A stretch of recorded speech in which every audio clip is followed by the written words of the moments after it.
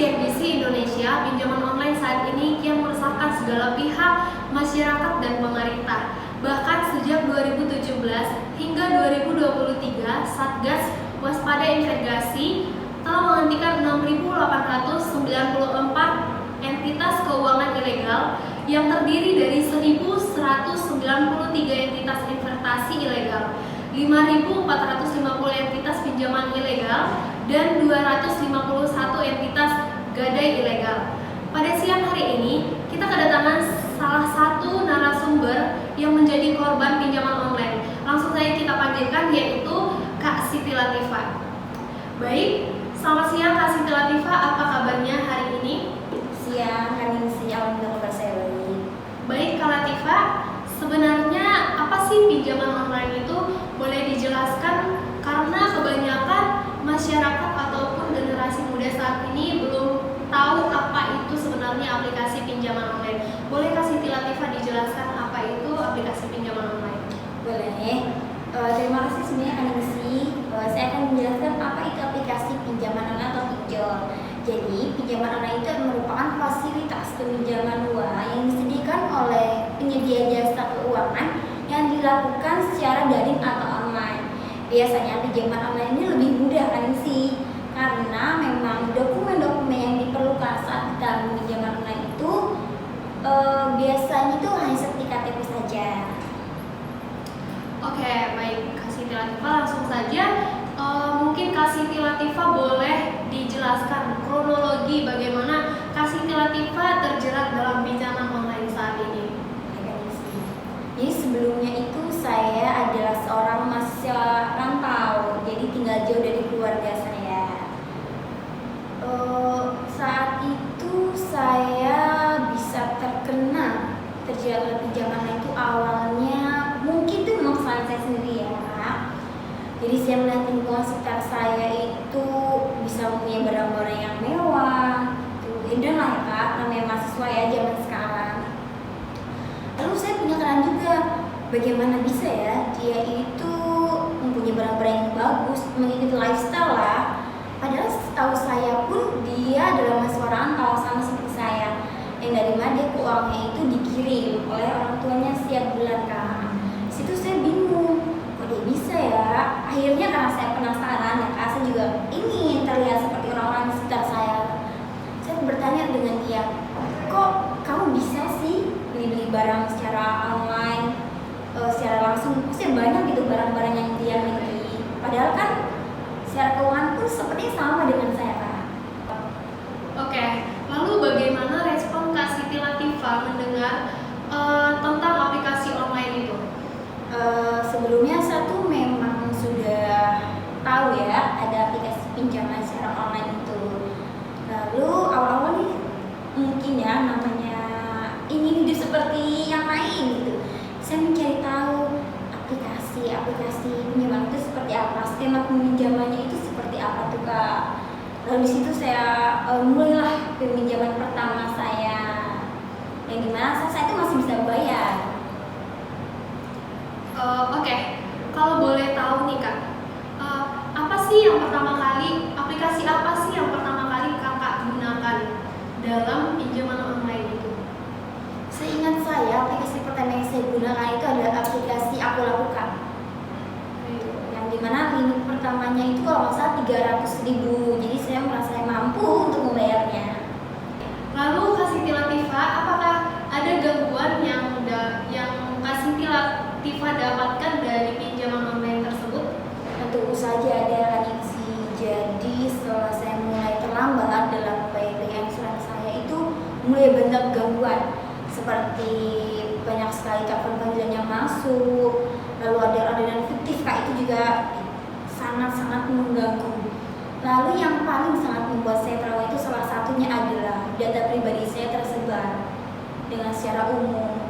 Dengan apa? Data pribadi saya, utang-utang saya, dan tunggakan yang belum saya bayarkan. Itu benar-benar membuat saya trauma.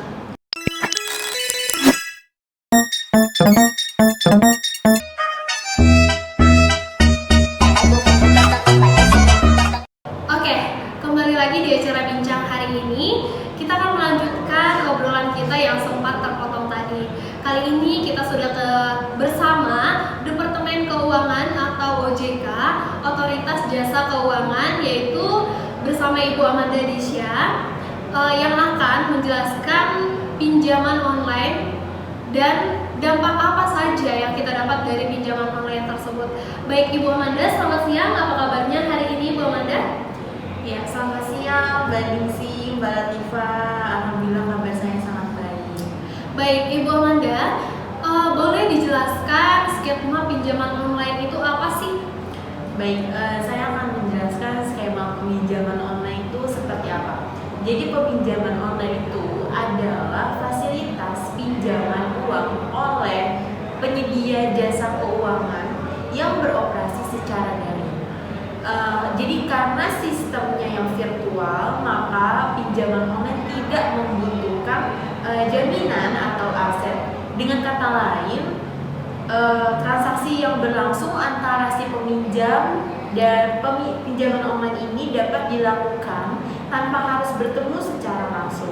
Oke, seperti yang sudah dijelaskan oleh Ibu Amanda tadi, lalu bagaimana tanggapan Ibu Amanda mengenai masalah pinjaman online yang sekarang banyak menjerat generasi muda ataupun masyarakat Indonesia? Oke, sebenarnya sangat disayangkan sekali ya pinjaman online ini disalahgunakan oleh orang-orang tidak bertanggung jawab. Jadi keberadaan pinjaman online ini sebenarnya menjadi polemik karena rendahnya literasi keuangan pada masyarakat, terutama pada generasi milenial di Indonesia. Baik, maraknya pinjaman online juga membuat kehadiran pinjol ilegal saat ini bahkan cenderung makin meningkatkan pertumbuhannya. Lalu bagaimana menurut Bu Amanda Disya? Oke, jadi menurut saya sendiri memang pinjaman online ilegal ini sangatlah meresahkan ya, apalagi di kalangan masyarakat terutama generasi milenial. Hal ini disebabkan pinjaman online ilegal ini bermanfaat bagi kesulitan ekonomi masyarakat yang terdampak akibat wabah virus COVID-19 kemarin. Jadi tercatat dari tahun 2018 hingga 2023, Satgas Waspada Investasi atau SWI ini telah menemukan sekitar 3.365 pinjol ilegal yang tidak terdaftar di OJK. Oke, menurut Ibu Amanda, faktor apa sih yang membuat generasi muda atau masyarakat Indonesia banyak terjerat oleh pinjaman online? Oke, jadi menurut saya pribadi ini ada beberapa faktor. Selain lifestyle, itu juga mungkin lingkungan, bisa juga karena sebenarnya nggak butuh-butuh banget, tapi gue harus beli ini nih gitu. Hedon ya, namanya hedon. Jadi seperti prosedur peminjaman yang mudah itu juga menjadi salah satu alasan kenapa generasi milenial kita sekarang ini itu gampang terkena pinjaman online ya. Oke, baik Bu Amanda, boleh diberikan saran untuk para generasi muda ataupun masyarakat Indonesia saat ini supaya tidak salah menggunakan aplikasi pinjaman online tersebut? Oke, jadi menurut saya untuk generasi muda dan masyarakat di Indonesia sebelum ingin menggunakan peminjaman online ini, ketahui dulu latar belakang aplikasinya ini ya. Ini aplikasinya ini diawasi oleh OJK atau tidak gitu, supaya nantinya tidak terjerat oleh pinjaman online tersebut agar tidak menyebabkan angsuran macet di kemudian hari. Oke, baik. Sayangnya kita sudah sampai di penghujung acara. Saya sangat berterima kasih untuk Kak Siti Latifah dan Ibu Amanda Disya yang sudah menemani obrolan bincang kita hari ini. Saya Ningsi Evita Simandulang pamit undur diri. Sampai jumpa di acara bincang lain kali. Terima kasih.